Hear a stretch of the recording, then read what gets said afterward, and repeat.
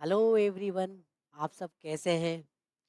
और देखिए, आज हम बात करेंगे पंचायती राज व्यवस्था के टॉपिक की। इस पर हम विस्तृत अध्ययन करेंगे और देखिए हम इन पर किन किन टॉपिक पर अपना टॉपिक रखेंगे। देखिए हम यहाँ पर बात करेंगे सबसे महत्वपूर्ण कि यहाँ हमारा टॉपिक रहेगा स्थानीय शासन। ठीक है, स्थानीय शासन में हम किन किन बिंदुओं पर बात करेंगे। तो देखिए, हम स्थानीय शासन में सबसे पहले देखेंगे। देखिए, सबसे पहले स्थानीय शासन में हम इसके अर्थ को देखेंगे। ठीक है, इसमें हम अर्थ की बात करेंगे। ठीक है, दूसरा इसके महत्व की बात करेंगे हम। ठीक है, इसका विकास किस तरीके से रहा उसकी बात करेंगे हम। ठीक है, और इसके अलावा स्थानीय स्वशासन में जो हमारा पंचायती राज है उसका कहीं ना कहीं कौन कौन से संवैधानिक प्रावधान है, उन संवैधानिक प्रावधानों को भी हम देखेंगे। ठीक है,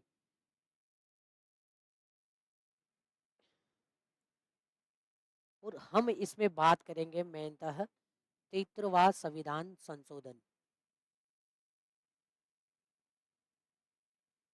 1992 जब लागू हो गया, तो उसमें कौन कौन से संविधान में प्रावधान रहे और कौन कौन सी बातें इसमें शामिल है।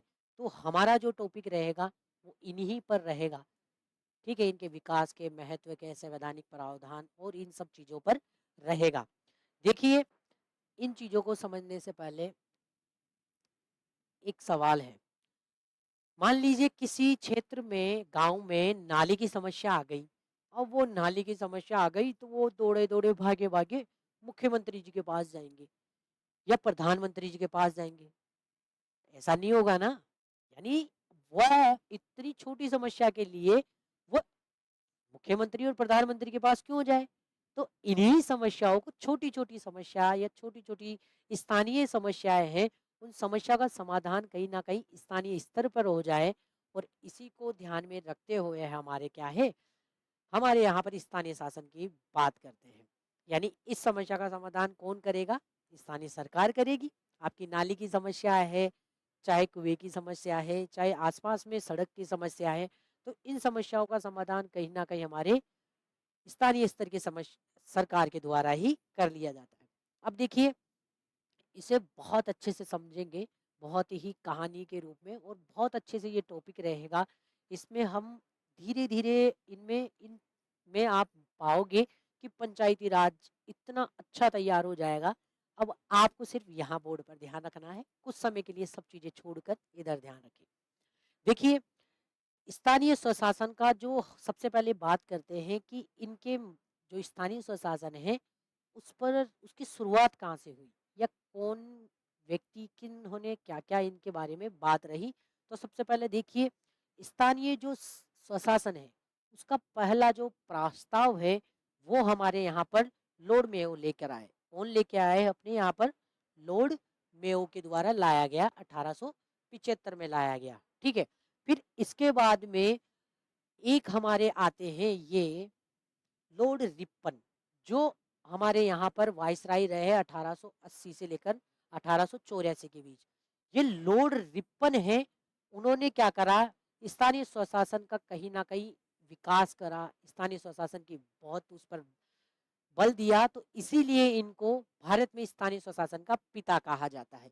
ठीक है, तो ये इनके बारे में हमने को ध्यान रखना है। हमारे भारतीय संविधान में जो अंग्रेजों के द्वारा जो अधिनियम लाए गए थे, उन अधिनियमों में 1919 का अधिनियम था। फिर इसके बाद में 35 का अधिनियम आया, और उन चीजों में बहुत सारी चीजें रही जिनमें हमारे स्थानीय स्वशासन को देखने की बात करते हैं। अब देखिए, सबसे पहली बात, हमारा जब संविधान मूल संविधान था, तो मूल संविधान में हमारे यहाँ पर स्थानीय स्वशासन को संवैधानिक दर्जा नहीं दिया गया। हमारे यहाँ मूल संविधान में केवल अनुच्छेद 40 में गांधी जी के सपने को शामिल करा गया। क्योंकि देखिए, गांधी जी का सपना क्या है स्थानीय स्वशासन को लेकर? महात्मा गांधी जी का मानना था कि भारत की आत्मा है वो गांव में बसती है। कहाँ बसती है? गांव में बसती है। और अगर गांव नष्ट हो गए तो कहीं ना कहीं भारत ही नष्ट हो गया। तो इस बात को आप समझ पा रहे हैं कि वो क्या कहना चाह रहे हैं। यानी हमारा जो प्रिय भारत है, उस भारत की आत्मा किसमें बसी हुई है? उसकी पूरी तो पूरी आत्मा किसमें है? इसका केंद्र कौन है? गांव है। और अगर गांव ही नष्ट हो गए तो भारत भी नष्ट हो गया एक तरीके की। इन्होंने और बाकी और बात करी महात्मा गांधी जी ने। उन्होंने अपनी जो किताब थी my picture of free India, कौन सी? My picture of free India में इन्होंने ग्राम स्वराज की अवधारणा की बात करी थी। किसकी बात करी? ग्राम स्वराज की अवधारणा की बात करी थी। ठीक है। इसके अलावा उन्होंने ग्राम स्वराज का सपना, इसके अलावा उन्होंने ग्राम स्वराज का सपना आधुनिक पंचायती राज व्यवस्था का, देखो इनका जो ग्राम स्वराज का सपना था महात्मा गांधी जी का, वो क्या था कि हमारे यहाँ पर स्थानीय स्वशासन होना चाहिए, वहाँ के लोगों की समस्या के समाधान के लिए वहीं के लोग होने चाहिए। और ये सपना हमारे महात्मा गांधी थे का था। महात्मा गांधी जी के इसी सपने के साकार के लिए ही अपने आर्टिकल 40 में मैंने कहा ना कि पंचायतों की स्थापना की बात करी गई थी। क्योंकि उस समय देखिए हमारे पास में बहुत सारी समस्याएं थी जब भारत आज़ाद हुआ। उस समय हमारे सबसे बड़ी बात थी कि हमारे देश के जो विभाजन था, उस विभाजन की वजह से कहीं ना कहीं हम इस वाले कार्यों को पूर्ण नहीं कर पा सकते थे। क्योंकि हमारे पास भारत को सबसे पहले जोड़ने का जो काम था वो बहुत ज़्यादा जरूरी था। हमारे आर्थिक संकट भी बहुत आया और हमारे पास और जाने न जाने कितनी समस्याएं थी। इस कारण हमारे संविधान में कहीं ना कहीं ये शामिल नहीं हो पाया था। देखिए हम इनमें हमारे जो जवाहरलाल नेहरू है वो क्या कहते हैं, वह जो स्थानीय स्वशासन है उस स्थानीय स्वशासन को क्या कह रहे हैं? लोकतंत्र की प्रथम पाठशाला। पंचायतों को क्या कह रहे हैं? यानी लोकतंत्र की प्रथम पाठशाला है। तो ये शब्द भी एग्जाम में पूछा जा सकता है कि लोकतंत्र की प्रथम पाठशाला पंचायतों को किसने कहा? तो हमारे नेहरू जी ने कहा।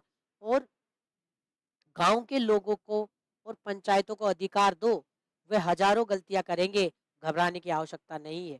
जवाहरलाल नेहरू जी का कहना था कि आप लोगों को भाई, जब आप तक आप उनको कोई अधिकार नहीं देंगे, उनको शासन नहीं देंगे, तो समस्या जो भी से बात है कि उसमें क्या होगा?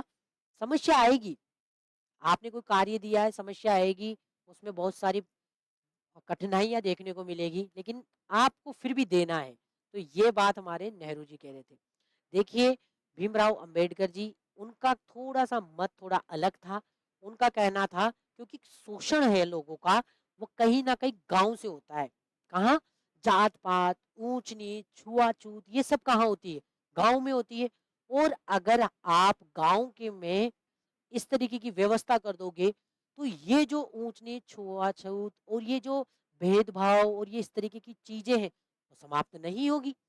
तो इसलिए उन्होंने कहा था कि कहीं न कहीं कि आप ये जो है पंचायती राज व्यवस्था के थोड़े विरोधी थे ये, ठीक है? तो ये आपको इनमें ध्यान रखना है।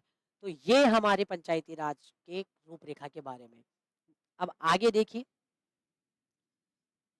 अब देखिए हमारे भारत में 3 स्तर पर सरकार है और हमारा भारत का जो संविधान है वो बहुत ही विशेष है, क्योंकि उसमें तीनों सरकारों के स्तर की बात हमारे इस संविधान में शामिल है।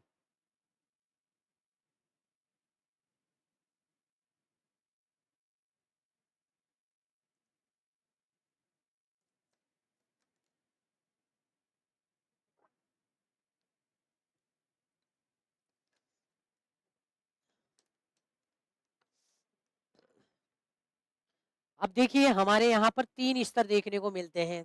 ये 3 स्तर कौन-कौन से हैं? देखिए अपना एक तो है केंद्र स्तर, एक है राज्य स्तर और एक है स्थानीय स्तर, यानी सेंटर, स्टेट और लोकल। ठीक है? तो ये तीनों स्तर अपने यहाँ पर व्याप्त है। अब देखिए यहाँ से आदेश इधर और इधर से इधर। ठीक है? अब आगे देखिए। अब सबसे पहले बात होती है कि स्थानीय स्वशासन या स्थानीय शासन क्या? तो देखिए स्थानीय शासन कहीं ना कहीं जो गांव, देखिए क्या है कि गांव पहले इस शब्द को समझिए, क्या वर्ड है? स्थानीय शासन।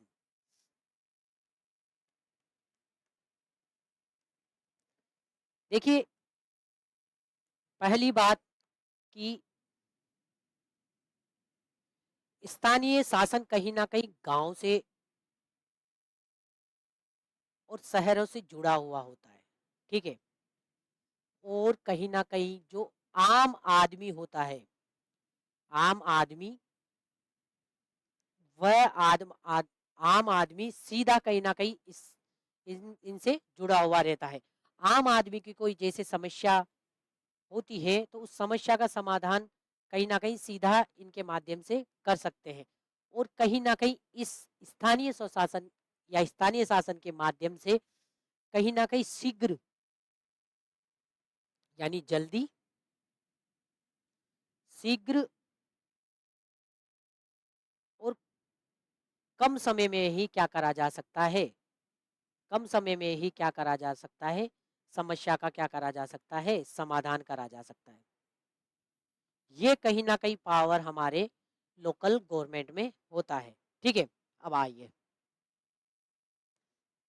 देखिए, स्थानीय स्वशासन को लोकतांत्रिक विकेंद्रीकरण अर्थात तीसरी सरकार कहते हैं, जिला सरकार भी कहा जाता है, ठीक है।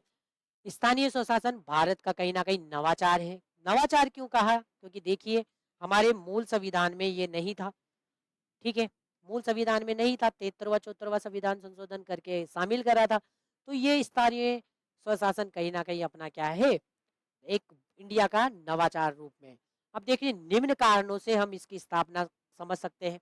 जैसे मान लीजिए, स्थानीय समस्याओं का समाधान हेतु, भाई स्थानीय समस्या है, मैंने कहा नाली की समस्या है, तो उस नाली की समस्या का समाधान कहीं ना कहीं वो स्थानीय सरकार ही करेगी, ठीक है।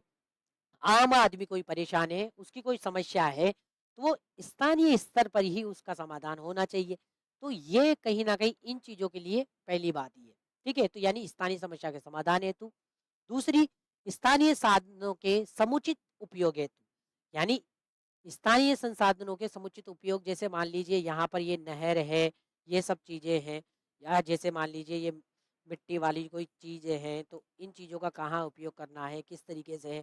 तो स्थानीय संसाधनों के समुचित उपयोग हेतु भी भाई वहाँ की सरकार तय कर ले कि यहाँ पर क्या होना है, क्या नहीं होना, तो उसकी बात है।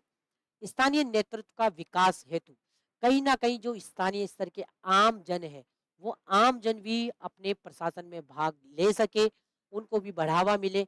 इसी के माध्यम से देखो, हम देख पा रहे हैं कि जो महिलाएं हैं वह बढ़ चढ़कर अपने प्रशासन में भाग ले रही हैं। आज ग्रामीण क्षेत्र में भी आप देखते हैं कि लोग, जो सरपंच है, पंच है, वो ना जाने किन किन रूपों में अपने आप को एक लीडर के रूप में सामने लेके आ रहे हैं। तो ये कहीं ना कहीं स्थानीय नेतृत्व के विकास हेतु भी हमारे लिए स्थानीय स्वशासन जरूरी है। और शासन में जन भागीदारी बढ़ावा हेतु, जो शासन के कार्य है उनमें भी जन भागीदारी बढ़ सके, उसके लिए हमारा स्थानीय स्वशासन बहुत जरूरी है। तो ये पॉइंट भी आप अपने किसी जो रिटर्न एग्जाम्स है उसमें आप शामिल कर सकते हैं। स्थानीय समस्या के समाधान हेतु, स्थानीय संसाधनों के समुचित उपयोग हेतु, स्थानीय नेतृत्व को विकास हेतु, समस्या के जन सहभागिता को बढ़ाने हेतु, और आम जन की समस्या को समाधान हेतु भी आप इसमें शामिल कर सकते हैं। और शीघ्र और तीव्र न्याय करने के लिए, समस्या के समाधान के लिए, वो भी आप इसमें शामिल कर सकते हैं। अब देखिए आगे चलिए, इसको समझने से पहले हम पहले पंचायती राज व्यवस्था का विकास समझते हैं। देखो क्या हुआ हमारे यहाँ पर।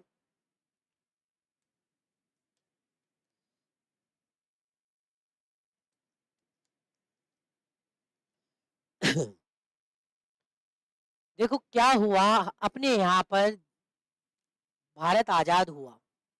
भारत आजादी के साथ नेहरू जी के पास में बड़ी चिंता थी कि देश का विकास करना है। और विकास के रूप में उन्होंने कहीं ना कहीं एक पहल के रूप में अपनी जो हमारे यहाँ पर ग्रामीण विकास में जन भागीदारी को बढ़ाने के लिए क्या हुआ, 2 अक्टूबर 1952 गांधी जी के बर्थडे के दिन ही अपने यहाँ के एम मुंशी जी की एक समिति के द्वारा सुझाव दिए गए और उसी सुझाव के आधार पर 1952 में एक प्रोग्राम चलाया, सामुदायिक विकास कार्यक्रम। क्या नाम था उसका? सामुदायिक विकास कार्यक्रम। एक तो ये कार्यक्रम और एक 1953 का राष्ट्रीय सविस्तार आयोग, ये दो काम स्टार्ट करे भाई, ताकि लोगों को क्या हो, लोगों की जन भागीता बढ़े, ग्रामीण विकास हो, और इन चीजों के लिए ये दो चीजें चलाई। कौन कौन सी? तो आप इन दोनों को ध्यान में रखेंगे। पहला तो कि 52 में तो अपना चला ये वाला सामुदायिक विकास कार्यक्रम चलाया, और एक चलाया 53 का राष्ट्रीय सविस्तार आयोग।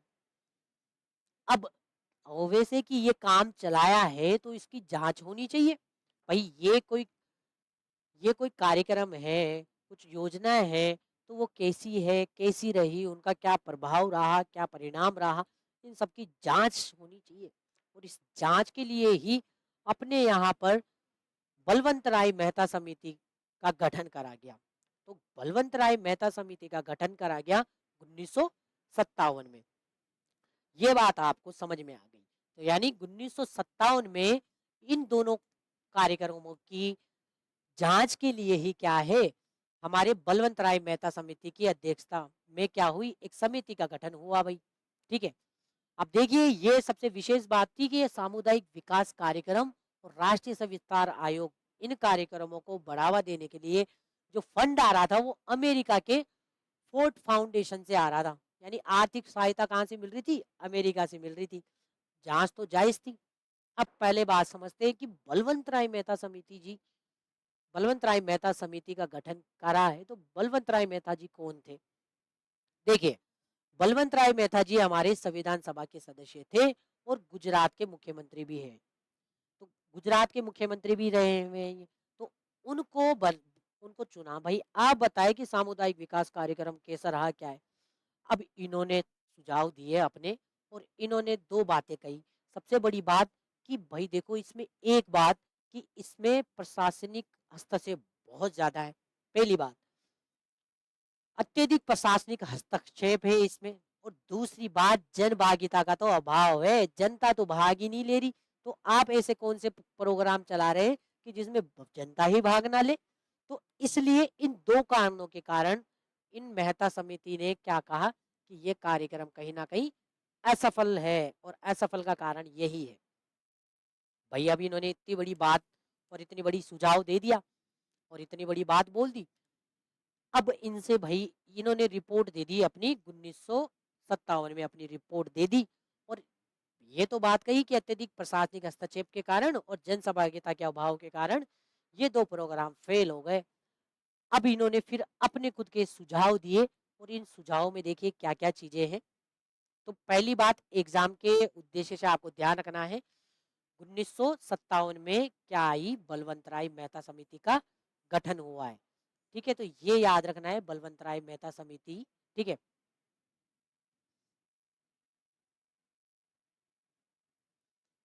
अब देखिए, बलवंत राय मेहता समिति जी ने कुछ सुझाव दिए, और उनके सुझाव कहीं ना कहीं हमें ध्यान रखना है मेन। ठीक है, ये है बलवंत राय मेहता जी। ठीक है। अब इनके देखो, इन्होंने बहुत सारे सुझाव दिए, जिनमें से हम महत्वपूर्ण को ध्यान में रखेंगे जो एग्जाम के उद्देश्य से बहुत आवश्यक है। तो देखिए, इन्होंने पहली सबसे बड़ी बात करी, इन्होंने कहा कि जो पंचायती राज संस्थाएं हैं उनके 3 स्तर होने चाहिए। कितने स्तर को की बात करी? 3 स्तर की बात करी। और ये 3 स्तर कौन कौन से बताएं? ये देखिए, 3 स्तरों की बात करी। दूसरी बात करी लोकतांत्रिक विकेंद्रीकरण की, और तीसरी बात करी स्थानीय जनता की भागीदारी की। अब पहले बात करते हैं त्रिस्तरीय की। बात करी इन्होंने, 3 स्तर कौन कौन से हैं देखिए। सबसे पहले ग्राम स्तर पर बात करिए इन्होंने, ग्राम पंचायत होनी चाहिए भाई। दूसरी बात इन्होंने करी कि खंड स्तर पर किसकी बात, कौन होना चाहिए? पंचायत समिति होनी चाहिए। और अपने जिला स्तर पर जिला परिषद होनी चाहिए। तो ये 3 स्तर इन्होंने बताए। कौन कौन से स्तर बताए? दोबारा देखिए, पंचायत, ग्राम पंचायत होनी चाहिए, एक होनी चाहिए पंचायत समिति, और एक होना चाहिए जिला परिषद। ये 3 स्तर पर बात करी और ये एग्जाम में पूछे जाते हैं, तो याद रखना कौन कौन से, ग्राम पंचायत, पंचायत समिति और जिला परिषद। क्या याद रखना है आपको, ये 3 शब्द याद रखने हैं आपको। पहला याद रखेंगे ग्राम पंचायत, दूसरा पंचायत समिति, दूसरा पंचायत समिति और तीसरा जिला परिषद।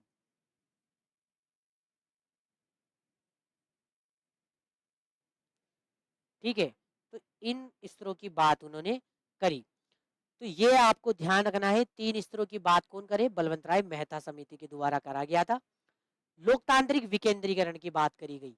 देखिए, लोकतांत्रिक विकेंद्रीकरण होता है जिसके अंतर्गत आप जो सत्ता है वो केवल एक हाथों में नहीं होती, सेंटर में नहीं होती, बल्कि सबको अधिकार होता है। ठीक है, तो जैसे यहाँ पर ये है, तो कहीं ना कहीं लोकतंत्र का विकेंद्रीकरण की बात जो है हमारे बलवंत राय मेहता जी करते हैं।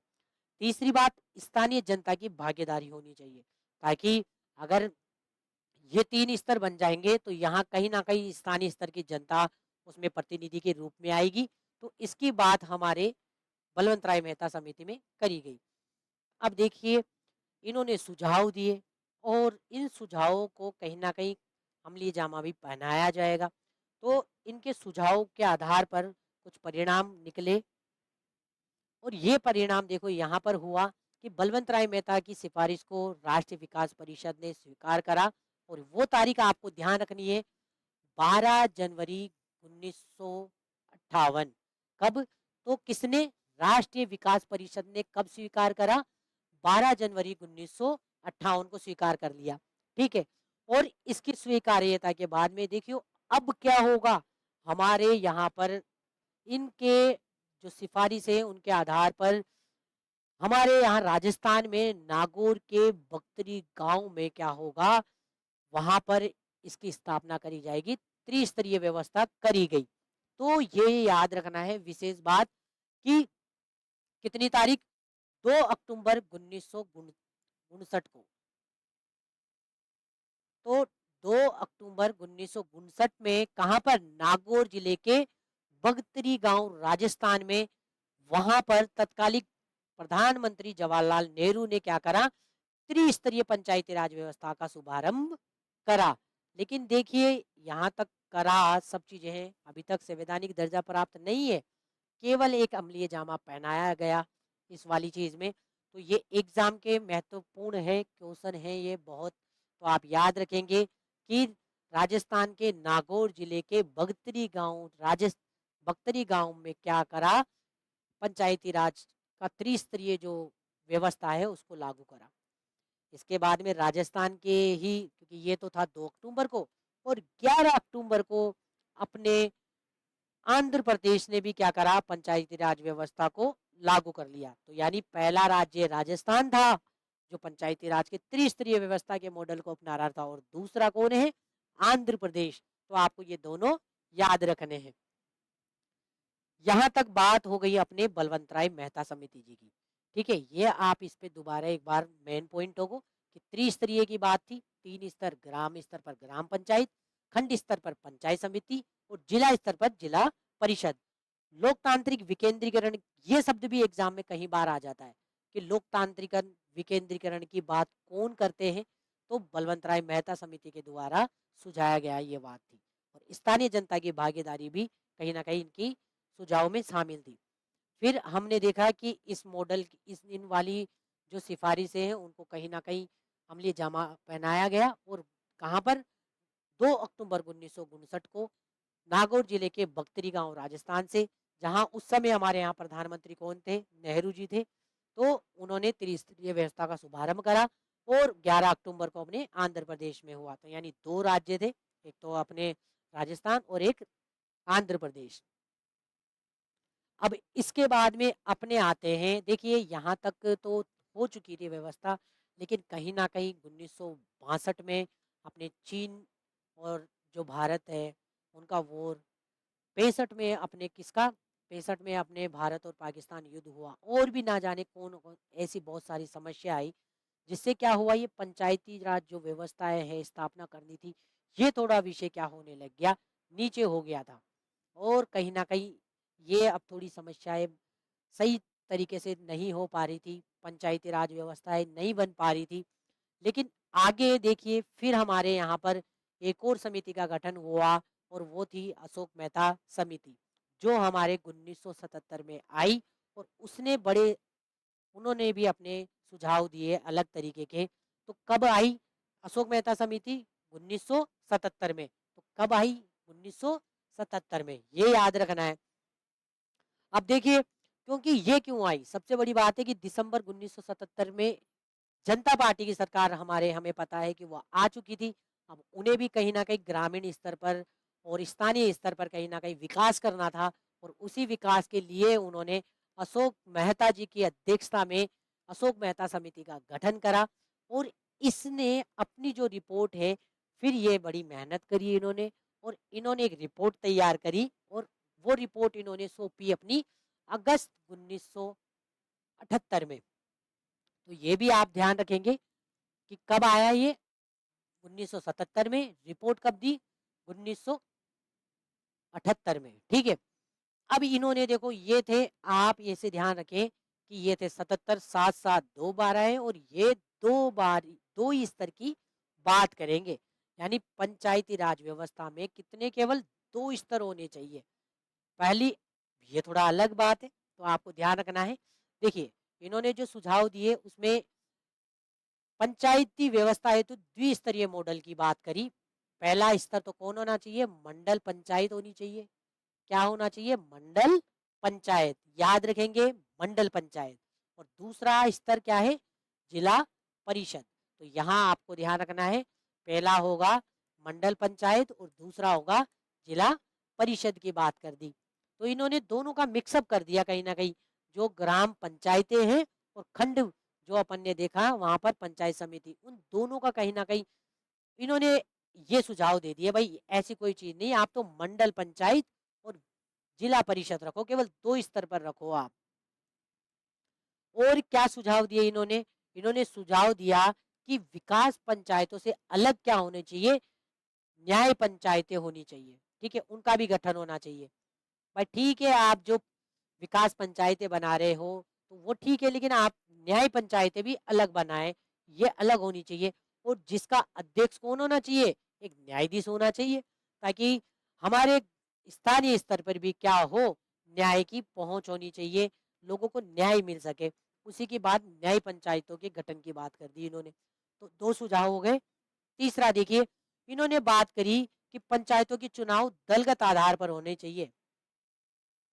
कैसे होनी चाहिए? पार्टी सिस्टम होना चाहिए, यानी कहीं ना कहीं उनमें यहाँ पर पंचायतों के चुनाव के लिए क्या होनी चाहिए? पार्टी होनी चाहिए, जिस तरीके से कांग्रेस है, भाजपा है और जो बड़े बड़े दल होते हैं, उसी तरीके से इन्होंने यहाँ पर भी क्या बोला कि पंचायतों में भी क्या होनी चाहिए? पार्टियां होनी चाहिए, और पार्टियां इलेक्शन लड़े, उम्मीदवार बने, फिर वो अपना शासन चलाए। तो इसकी बात करें तो पंचायतों के चुनाव अर्थात दलगत आधार पर होने चाहिए, इसकी बात हमारी मेहता समिति ने करा। इसके अलावा इन्होंने बात करा कि पंचायतों को कहीं ना कहीं आप क्या दे? संवैधानिक दर्जा दे।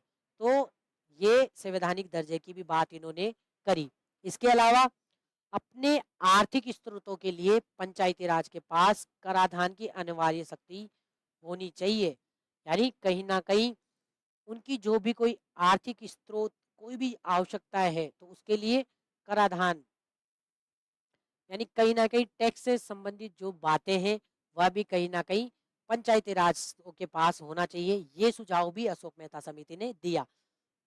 इसके अलावा इस व्यवस्था के प्रभाव का मूल्यांकन हेतु एक सामाजिक अंकेक्षण होना आवश्यक है, यानी सोशल ऑडिटिंग होनी चाहिए पंचायतों की, जिससे पता रहे, मूल्यांकन रहे, हमें पता रहे कि किस तरीके का खर्चा कहाँ हो रहा है, कहाँ पैसा लग रहा है। इसकी बात कहीं ना कहीं इन्होंने सुझाई। इसके अलावा भारत के मुख्य निर्वाचन आयोग की सलाह से क्या राज्य मुख्य निर्वाचन आयोग चुनाव करवाना चाहिए, पंचायतों के चुनाव आयोजित कराने वाला होना चाहिए। यानी कहीं ना कहीं अब ये बात कर रहे थे सुझाव में कि यहाँ पर देखिए हमारा जो भारत का मुख्य निर्वाचन आयुक्त है उसी की सलाह से क्या होना चाहिए, एक राज्य मुख्य निर्वाचन आयुक्त होना चाहिए जो हमारे पंचायती राज के क्या करे, पंचायती राजों का चुनाव करवाए। इसीलिए हम देखते हैं कि हमारे यहाँ पर राज्य निर्वाचन आयोग,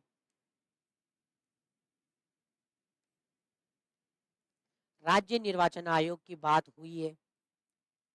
आगे हम देखेंगे 73वां जो संविधान संशोधन है 73वां 74वां, उसमें कहाँ पर ये शामिल करा, तो राज्य निर्वाचन आयोग की कहीं ना कहीं इन्हीं का सुझाव का परिणाम था। ठीक है। इसके अलावा बात करी कि पंचायत के विघटन के बाद चुनाव 6 महीने की अवधि में ही होने चाहिए। यानी मान लीजिए पंचायतें 5 साल की पंचायतें होती है। ठीक है। 5 साल की पंचायत में मान लीजिए 1 साल का कार्यकाल पूर्ण होने पर ही मान लीजिए पंचायतें भंग हो गई, तो क्या हो, तो कहीं ना कहीं एक 6 माह के भीतर क्या होनी चाहिए, चुनाव, वापस चुनाव होने चाहिए। ये बात कहीं ना कहीं करी गई। यानी पंचायतों के विघटन के बाद में 6 महीने के भीतर ही हो जाने चाहिए चुनाव, जिससे क्या हो, वहाँ की व्यवस्था बनी रहे और स्थानीय स्तर पर कोई समस्या ना आए। तो ये बात है। इसके अलावा समिति ने पंचायतों के कार्य में राजनीतिक दलों द्वारा खुलकर भाग लेने का समर्थन करा। भाई पार्टी लोग हैं जो हैं वो अपना खुलकर भाग ले, पंचायतों में बताए कि कौन सी क्या चीजें हैं। तो ये सारे जो सुझाव थे अशोक मेहता समिति के द्वारा दिए गए 1977 में। ठीक है। रिपोर्ट कब इनकी एक्सेप्ट करी, 1978 के तहत। और इसकी जो मेन बात है वो आपको याद रखनी है। एक तो ये बहुत इंपॉर्टेंट है, बहुत महत्वपूर्ण है ये वाली बात, कि 2 स्तर की बात करी थी, जिसमें एक मंडल पंचायत और दूसरा जिला परिषद, और न्याय पंचायतों की बात करी, संवैधानिक दर्जा देने की बात करी, दलगत जो आधार पर क्या होनी चाहिए, चुनाव होनी चाहिए, उसकी बात करी। इसके अलावा इसमें सामाजिक अंकेक्षण की भी बात इन्होंने रखी थी। इनके अलावा इन्होंने राज्य निर्वाचन आयोग जैसी बात है उसकी भी बात करी। इसके अलावा 6 माह में अगर पंचायतों का विघटन हो गया तो 6 माह में ही चुनाव होने चाहिए, उसकी भी बात इन्होंने करी थी। और राजनीतिक दलों को भाई अपनी चीजों को खुलकर बताने की बात भी अशोक मेहता समिति के द्वारा करी गई थी। तो ये बहुत इंपॉर्टेंट है, आप इनको ध्यान में रखें कि कौन सी चीज इनकी इन्होंने सिफारिश करी थी। ठीक है। तो आप इनको ध्यान से देखिए।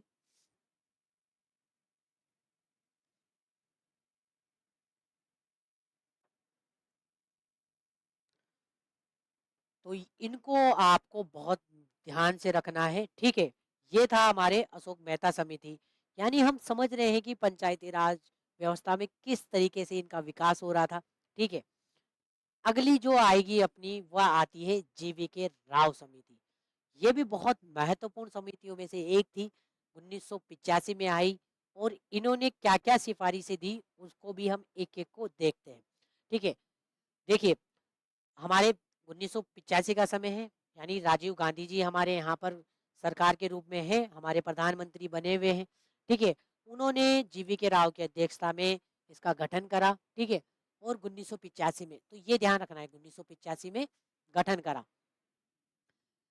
उद्देश्य क्या था गठन करने का, वही रूरल डेवलपमेंट की बात है और निर्धनता उन्मूलन कार्यक्रम, यानी गरीबी को समाप्त करने के लिए इस तरीके की चीजों के लिए संबंधित प्रशासनिक ढांचे की समीक्षा करना। और इस समिति द्वारा सिफारिशें ये रखी गई थी। तो कौन कौन सी है, देखिए हम इधर उधर की फालतू बातें या उन चीज़ों की जगह हम यहाँ पर प्रयास कर रहे हैं कि बच्चे को सीधा कंटेंट याद हो और जो महत्वपूर्ण चीज़ें हैं वो वो सीख सके कि इनमें कौन कौन सी महत्वपूर्ण चीज़ें हैं। देखिए तो इनको आप बड़े ध्यान से देखिए क्योंकि ये बहुत आवश्यक है। एग्जाम में हम अक्सर भूल जाते हैं कि कौन सी सिफारिश किस समिति ने दी थी। तो आपको बहुत ध्यान से देखना है कि कौन सी समिति ने क्या सिफारिशें दी थी पंचायतों के लिए। तो 1985 में हमारे आई जीवी के राव समिति। तो ये भी पूछा जा सकता है कि कौन कब आई, 1985 में जीवी के राव आई। उन्होंने देखो पहली सिफारिश तो इन्होंने क्या बताई, देखो सबसे बड़ी बात इन्होंने विकेंद्रीकरण पर जोर दिया। ठीक है। इन्होंने पंचायती राज में जिला परिषद को, देखो पंचायतों में जिला परिषद को क्या होना चाहिए, नियोजन और विकास, कार्यक्रम के उचित प्रबंधन का मुख्य निकाय होना चाहिए, इसकी बात करी। यानी मेन जो आप प्लानिंग कर रहे हैं, डेवलपमेंट कर रहे हैं, उसका मेन मुख्य जो होना चाहिए वो कौन होना चाहिए? जिला परिषद होना चाहिए।